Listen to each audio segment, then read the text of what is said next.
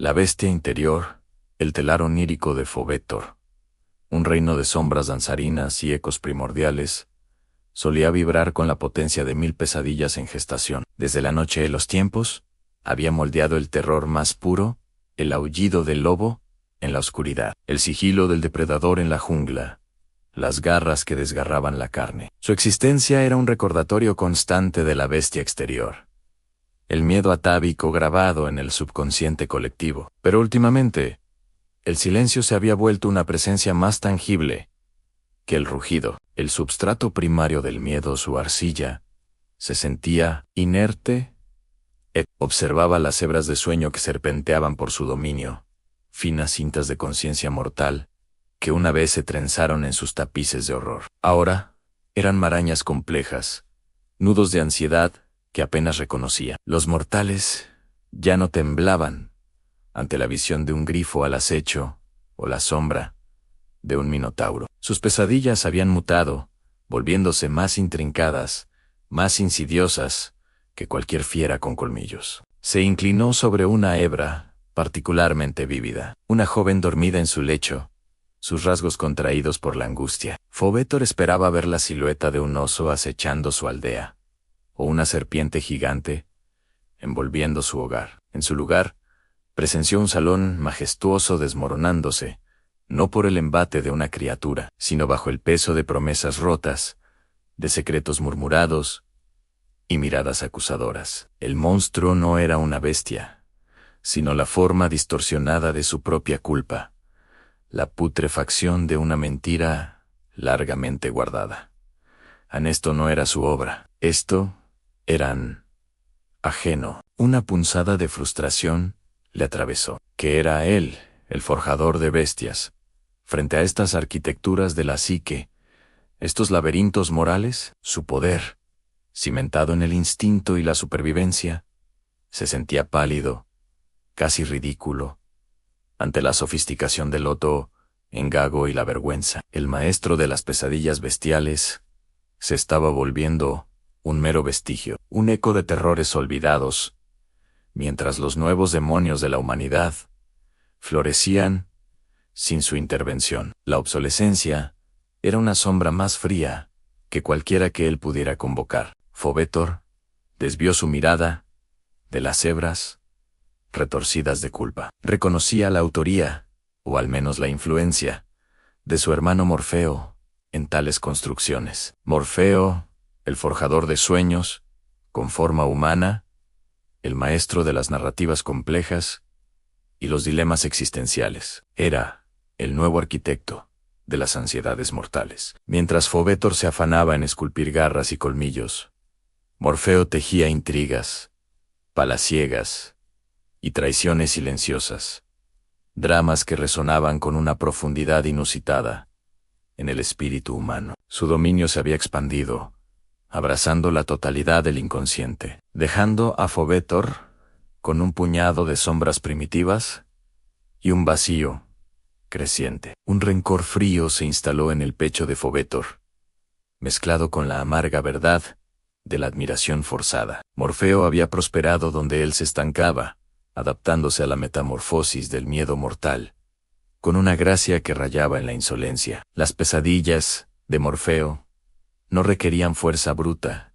ni sigilo cazador. Se alimentaban de la duda, del arrepentimiento, de la misma fragilidad de la mente humana. Eran elegantemente crueles, forjadas con la precisión de un escalpelo que disecciona el alma, mientras las suyas, las de Fovetor, se sentían como mazos contundentes, impactando un muro que ya no existía. Las antiguas leyes, grabadas en el éter desde la aurora de la creación onírica, dictaban la separación de sus dominios, una división clara entre el terror primordial y las ensoñaciones de la forma humana. Fovetor era el custodio de lo animal, de lo instintivo. Morfeo, de lo psíquico, de lo reflexivo. Pero esa distinción se había vuelto un grillete, una condena a la irrelevancia. Si los mortales ya no sentían el aguijón del depredador, ¿para qué servía un dios de depredadores? La única opción,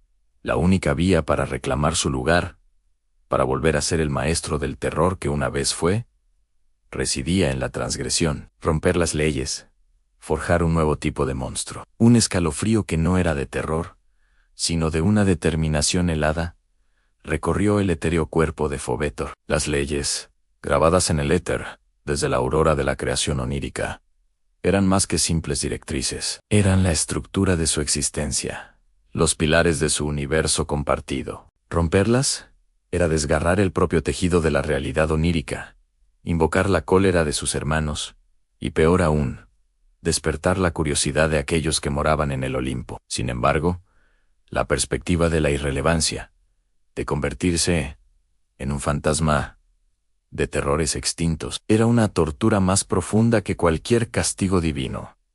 La única vía era la transgresión. Un nuevo tipo de monstruo debía surgir, y Fovetor sería su forjador. Sus garras etéreas, habituadas a moldear sombras con la ferocidad de un león o el veneno de una serpiente, se detuvieron sobre las hebras de sueño. Ya no buscaría la silueta pura de la bestia primordial. Ahora, su mirada se posaba en las grietas del alma mortal, en los abismos, donde la vergüenza se confundía con la ira, donde la ambición desmedida paría monstruos de codicia. Él debía fundir su maestría en lo animal con la oscura alquimia de la psique, una amalgama que ningún dios del sueño había osado contemplar. Los colmillos seguirían allí, pero ahora morderían la conciencia. Las garras rasgarían el velo de la autopercepción. Se acercó a una hebra de sueño particularmente oscura, una que latía con la pulsión de un secreto inconfesable en la mente de un mercader. Fovetor no buscaba ya un Kraken que hundiera su barco o un grifo que devorara su fortuna. En su lugar, buscó el nudo de ansiedad que enredaba los bienes del hombre con la podredumbre de su fraude. ¿Cómo sería una bestia nacida de esa putrefacción moral? ¿Tendría escamas de oro manchado o un aliento fétido que susurrara los pecados cometidos en la oscuridad? La idea era seductora, una corriente eléctrica que revitalizaba su estancado poder. El aire vibró con una energía prohibida, mientras Fovetor extendía su voluntad, no hacia las sombras primarias, que siempre habían sido su arcilla, sino hacia los hilos más finos y complejos de la mente mortal. Sentía la resistencia de las antiguas leyes, un murmullo de advertencia que resonaba desde los albores del tiempo. Pero la urgencia de su renacimiento ahogaba esa admonición. Este no era solo un acto de desafío, sino una declaración de guerra contra su propia obsolescencia.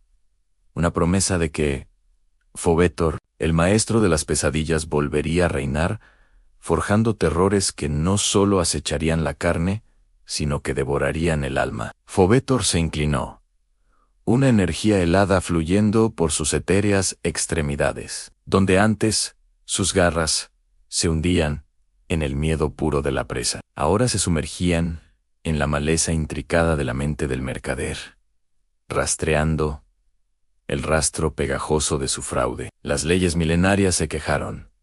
Una resistencia sutil, pero persistente, como el aire mismo, solidificándose para impedir su paso. Pero la voluntad de Fovetor era un torrente imparable. Él no estaba tallando sombras, estaba fusionando esencias, entrelazando la bestia primitiva con la podredumbre del alma humana. Un acto sacrílego que resonaba en los confines de su dominio, enviando una onda de choque silenciosa a través del reino onírico. La arcilla no era solo sombra, era la esencia de la culpa, el oro robado que se había convertido en una gangrena. Con un giro de sus garras, Fovetor extrajo una figura de la penumbra, una criatura cuyo cuerpo no era de carne, sino de monedas corruptas y pergaminos falsificados. Su piel como escamas de oro deslustrado, empañadas por un verdín de putrefacción. Sus ojos, dos abismos insondables, ardían con la vergüenza silenciosa del mercader. Un aliento fétido escapó de su boca, no el hedor de la muerte animal, sino el tufo agrio de las mentiras, una niebla que susurraba fraude en engaño. Pérdidan no era un depredador de la jungla, era el depredador de la integridad. Con un gruñido gutural, que no era de ira sino de profunda satisfacción, Fovetor lo lanzó hacia la hebra de sueño del mercader. La criatura se abalanzó, sus garras, afiladas no para desgarrar carne sino para rasgar el tejido de la propia psique, penetrando la conciencia del durmiente. El mercader se retorció en su cama, un gemido ronco escapando de sus labios. No estaba huyendo de un lobo, sino de la manifestación de sus propios pecados. Una bestia que no podía ser superada con velocidad o fuerza, solo enfrentada con la verdad. El telar de Fovétor volvió a vibrar, pero esta vez con una nueva y terrible sinfonía, la de un poder renacido, forjado en la transgresión y la promesa de un terror inaudito. El aire vibró con la nueva sinfonía que él mismo había orquestado, una cacofonía deliciosa de culpa y miedo existencial. Fovétor sintió la oleada de poder recorrer sus venas etéreas, una sensación de plenitud y vitalidad que no experimentaba en Ianés. El gemido del mercader, ahogado en la manifestación de su propia corrupción, no era el grito instintivo de un animal acorralado, sino el alarido silencioso de un alma desgarrada, y ese sonido era música para sus oídos. Había encontrado no solo una nueva arcilla, sino un propósito renovado, un lienzo infinito para su maestría. La obsolescencia se había disuelto como la niebla al amanecer,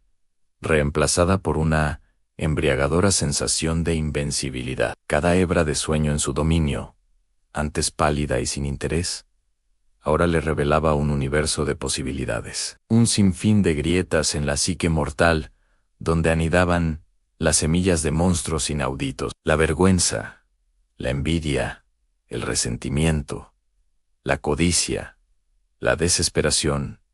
En cada emoción oscura era un filamento retorcido, esperando ser tejida en un tapiz de horror personalizado. Fovétor ya no era un mero artesano de terrores primarios, se había convertido en un alquimista del alma, fusionando lo primordial con lo psicológico, lo animal con lo humano, en una amalgama profana que prometía desatar un diluvio de pesadillas. A través del vasto y delicado tapiz del reino onírico, el eco de esta transgresión resonó como una campana desafinada. Lejos, en su propio dominio de luces y formas humanas, Morfeo, absorto en la intrincada coreografía de los sueños más elevados, sintió un quiebre, un desgarro en el velo que separaba sus esferas. No era el ruido de una bestia furiosa, sino la silenciosa, pero inconfundible, señal de una ley ancestral violada. Una forma de terror desconocida, cruda,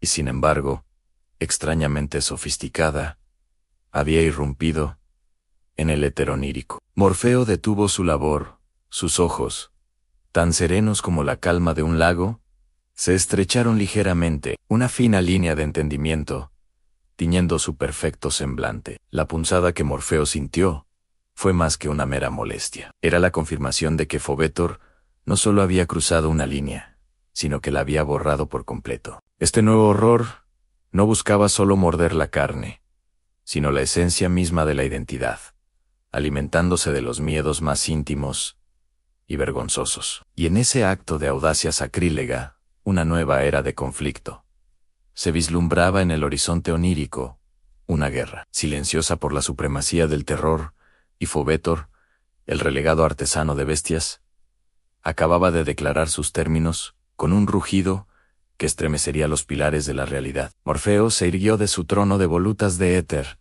donde solía esculpir los sueños más exquisitos, las alegorías más profundas del alma humana. La intrusión no era violenta en el sentido físico.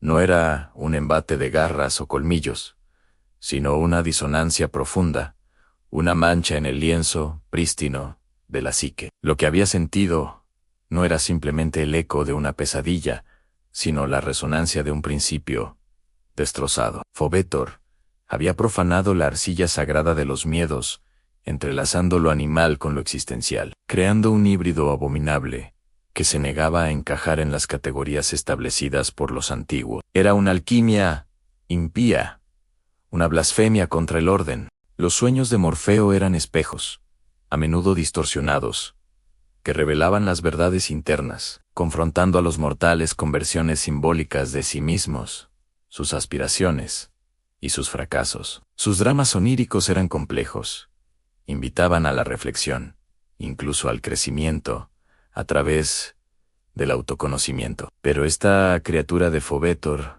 esta fusión de codicia y escamas de oro manchado, no buscaba iluminar, buscaba devorar, corroer la identidad desde dentro. Era un parásito psíquico, un cáncer en el alma, y su aparición no solo era un acto de guerra, sino una declaración de que Fovetor ya no jugaría según las reglas civilizadas de la ensoñación. Una sombra de irritación cruzó el rostro de Morfeo, un gesto fugaz de desdén por la burda pero efectiva transgresión de su hermano. Él había subestimado el resentimiento de Fovetor, la profundidad de su desesperación ante la obsolescencia. Esta era la respuesta de un dios acorralado, una jugada audaz y peligrosamente innovadora que alteraría para siempre la arquitectura del terror. Las consecuencias de este acto resonarían mucho más allá de los dominios de los dos hermanos,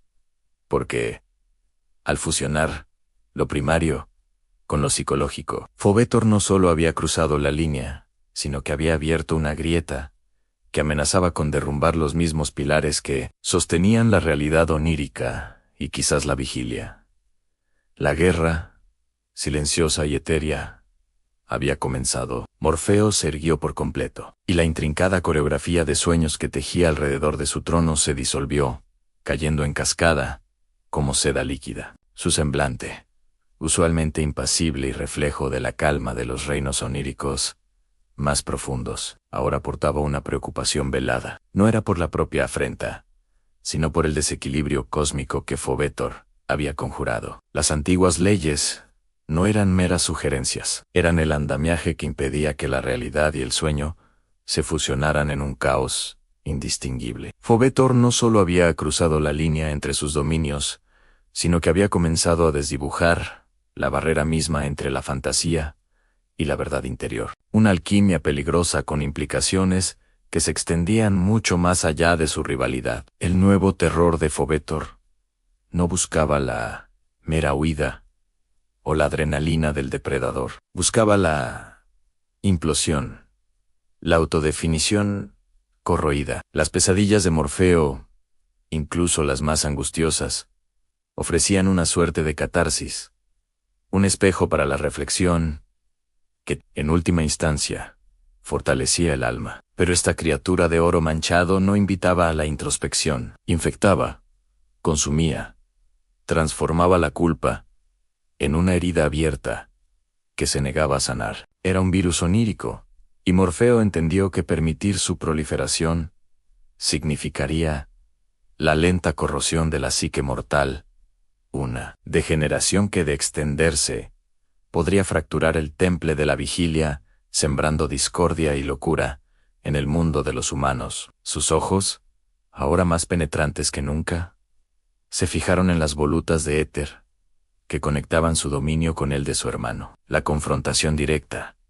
el rugido y el colmillo eran el lenguaje de Fovetor. Morfeo operaba con la sutileza del pensamiento y la manipulación de la narrativa. No respondería con una bestia furiosa, sino con una estratagema que desentrañara esta nueva abominación. Pero primero, debía comprender la extensión del daño, la profundidad de la mutación. Necesitaba observarlo, estudiarlo, antes de tejer la contramedida adecuada. El tablero de juego onírico había cambiado de repente, y Morfeo, el maestro de la percepción, se preparaba para una partida cuyas reglas aún no estaban escritas. Una onda de choque, fría y calculada, se extendió desde su dominio, no para causar terror, sino para sondear los nuevos límites de la transgresión de Fovetor. La onda de Morfeo, gélida y analítica, se deslizó por las hebras de éter, una extensión de su propia conciencia, hasta impactar en el dominio de Fovetor,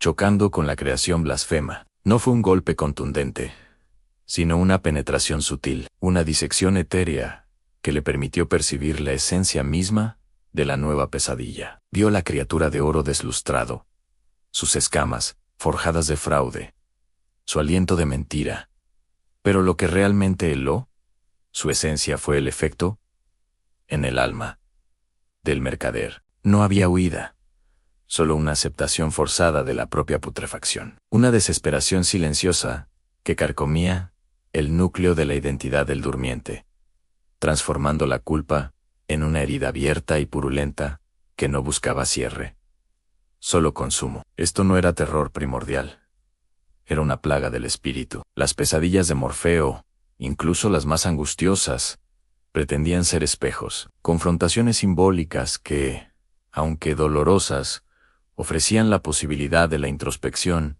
de la catarsis o del crecimiento. La creación de Fovétor, en cambio, era un parásito, un cáncer onírico, que no buscaba la revelación, sino la corrosión. Borraba la distinción entre el miedo y el ser, entre el terror externo y la identidad interna, amenazando con reducir el alma mortal a un amasijo de inseguridades y culpas, incapaz de discernir entre la fantasía y la verdadera esencia. La preocupación se profundizó en el semblante de Morfeo. Las antiguas leyes no eran meros caprichos divinos, eran el dique que contenía el caos. Al fusionar la bestia instintiva con los demonios internos, Fovétor había abierto una brecha peligrosa entre el sueño y la vigilia. Si el alma mortal era corrompida y consumida de esa manera en el reino onírico, ¿qué sería de la mente despierta? Podría desatar una ola de paranoia,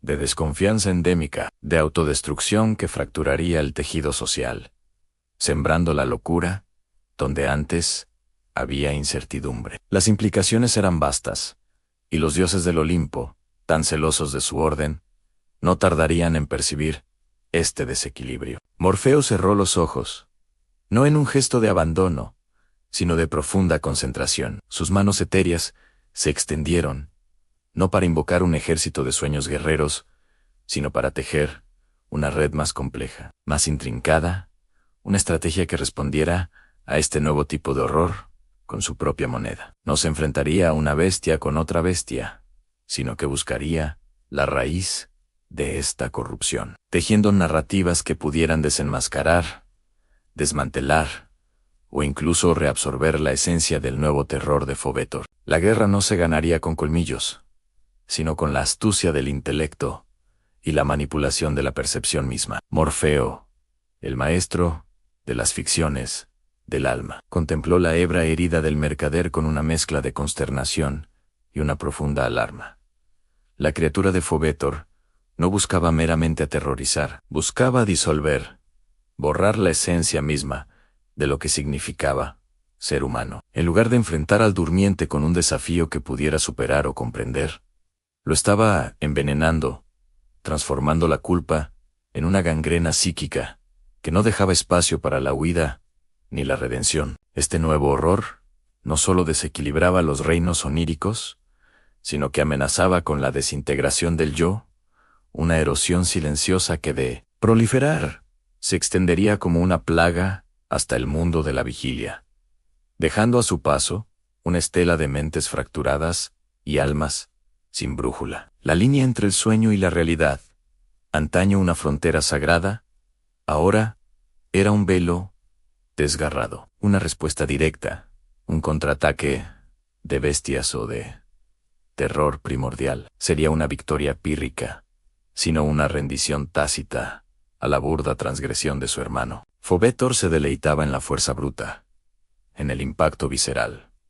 Morfeo, en la arquitectura de la mente. Su lucha no sería un choque de garras y colmillos, sino una guerra de narrativas, una batalla por la percepción misma. ¿Cómo desmantelar una bestia nacida de la propia culpa? No se la combatía con más miedo, sino con la verdad, con el espejo más puro. Él debía tejer una contranarrativa, un sueño que no solo revelara la monstruosidad exterior, sino que iluminara la raíz de la corrupción interna, forzando a los mortales a confrontar y quizás a purgar sus propios demonios, en lugar de permitir que se los consumieran. Con los ojos aún cerrados, Morfeo extendió su conciencia, no para atacar, sino para comprender. Necesitaba un mapa de esta nueva oscuridad, la topografía exacta de los abismos que Fovetor estaba explorando. Enviaría filamentos de sueños más sutiles que la brisa, no para inspirar terror,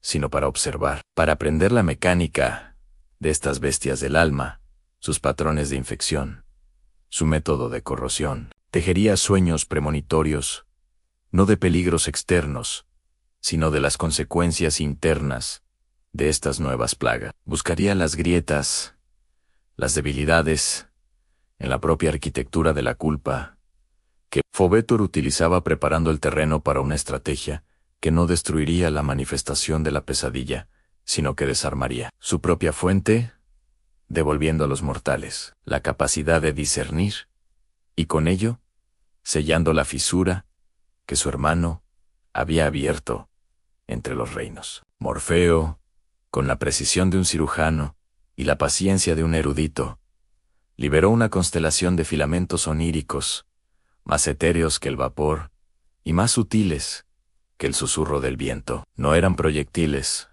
ni trampas, sino extensiones de su propia conciencia, sondas diminutas que se deslizaron por las hebras entrelazadas del tapiz de los sueños. Su objetivo no era la confrontación, sino la infiltración, no el terror, sino la comprensión. Buscaba cartografiar la nueva geografía del miedo que Fovetor había conjurado, rastrear sus corrientes subterráneas, discernir la mecánica de este horror que no devoraba carne, sino la esencia misma de la verdad interna. Uno a uno, estos filamentos retornaron, cargados de percepciones gélidas y alarmantes. Morfeo presenció la criatura de oro manchado, la misma que atormentaba al mercader, y comprendió que Fovetor no había creado un depredador, sino un reflejo parasitario. Observó el eco de la culpa, una maraña de traiciones y promesas rotas, que se materializaba en formas grotescas, cada una diseñada para resonar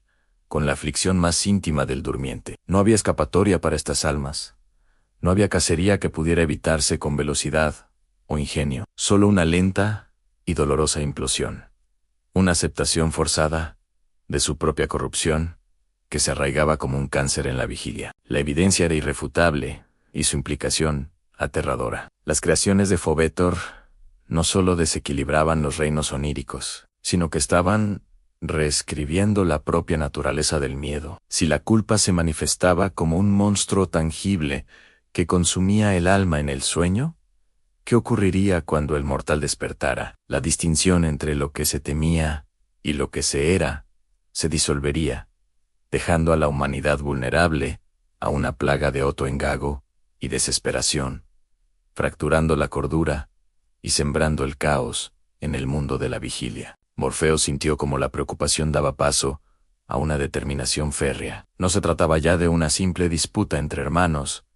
sino de la preservación misma de la psique mortal y del delicado equilibrio entre los mundos. La guerra había comenzado, y Morfeo, el forjador de sueños, se preparaba para librarla en los pliegues más profundos de la mente. La easy claridad de Morfeo no dejaba lugar a duda. La ambición de Fovetor había encendido una mecha que amenazaba con incinerar más que el frágil velo entre sus dominios. No era una simple afrenta a su propia maestría, ni una burda incursión en territorios prohibidos. Esto era una profanación de las leyes fundamentales que sostenían la realidad onírica, una grieta en los cimientos mismos de la percepción mortal. Si las almas eran corroídas desde dentro, incapaces de distinguir la culpa real del monstruo onírico, la cordura se desintegraría, dejando a la humanidad a merced de sus demonios más oscuros, transformando el mundo de la vigilia en un eco retorcido de sus pesadillas. Los dioses del Olimpo, guardianes del orden, no tardarían en sentir este desequilibrio, y su furia sería indiscriminada.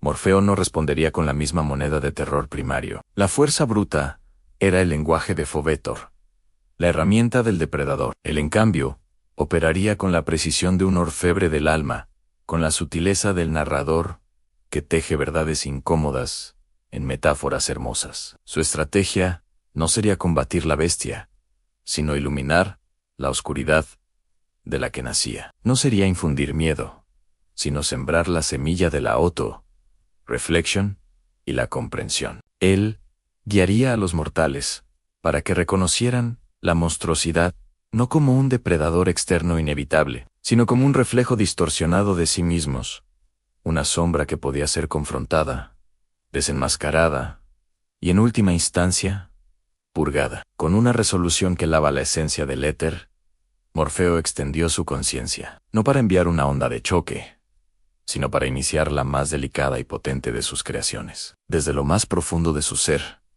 comenzó a tejer filamentos de sueños que no eran pesadillas, sino espejos. Eran susurros de discernimiento, narrativas sutiles incrustadas en el inconsciente colectivo, invitando a la mente mortal a buscar la verdad detrás de la ilusión, a fortificar la fortaleza de su propio espíritu contra la corrosión silenciosa. La guerra silenciosa había comenzado no por la supremacía del terror, sino por el alma misma de la humanidad, y los tableros del destino onírico se habían volcado sus piezas, moviéndose en una danza peligrosa entre la cordura y el caos. Si te ha gustado la obra y quieres continuar con el relato, en la descripción del video puedes acceder a la compra completa del libro, en sus diferentes formatos. Tu apoyo es fundamental para seguir creando contenido. Únete a la comunidad y sé parte de esta emocionante aventura.